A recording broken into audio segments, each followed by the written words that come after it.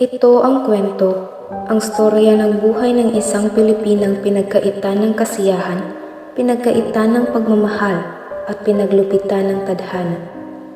Ito ang kanyang totoong storya. Ito ay kwento ng La Loba Negra. Magbigay po guys sa mga doon at dunya.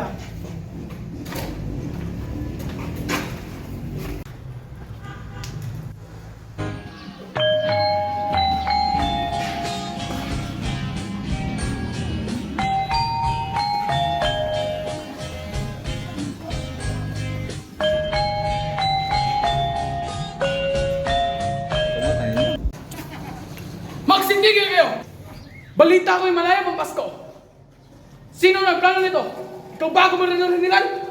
Ngayong marapatin, Padre Lutanis, ngayon ka palang nakaupo sa iyong posisyon at wala kang karapatan na pagsalitaan ako ng ganyan. Huwag mo sanang kalimutang isang gobernador general ang iyong kinakausap kagalang-galang na padre. Ako pa rin ang padre dito. Magsitigil kayo!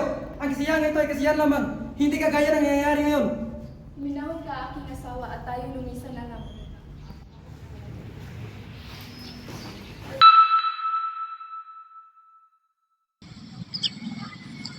Iskulpin el suelo! Nasaan ang pilak sa inyo?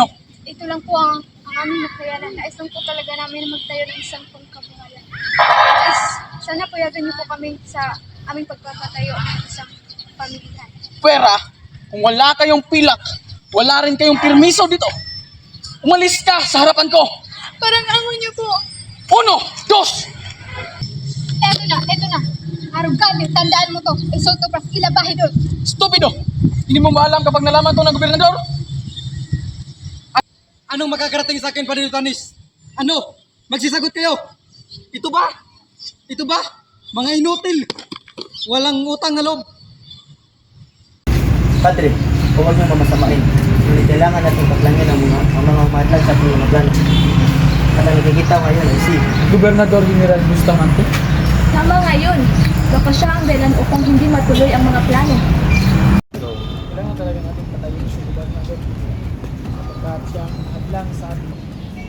Hulay niyo siya! Wag! Mga lapastangan! Magbabayad kayong mga paili! Putok mo!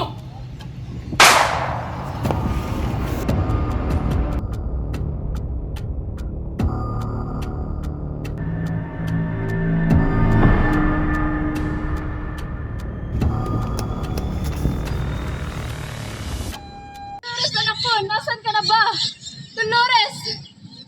Dolores! Dolores, anak ko! Dolores! Pagbabayaran niyo lahat na ginawa niyo nito.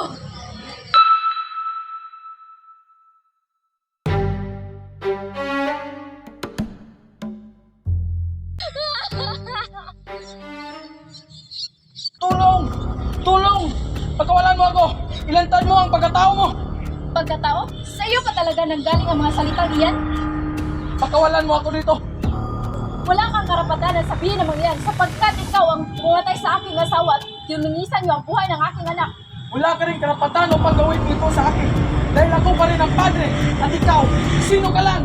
Ha! Ngayon nagtatanong ka kung sino ako? Ako lang naman si Doña Luisa Bustamante. Ako ang titil sa iyong buhay kagaya ng ginawa mo sa aking asawa at aking anak. Simula ngayon, ako na ang tinaguriang La Loba Negra.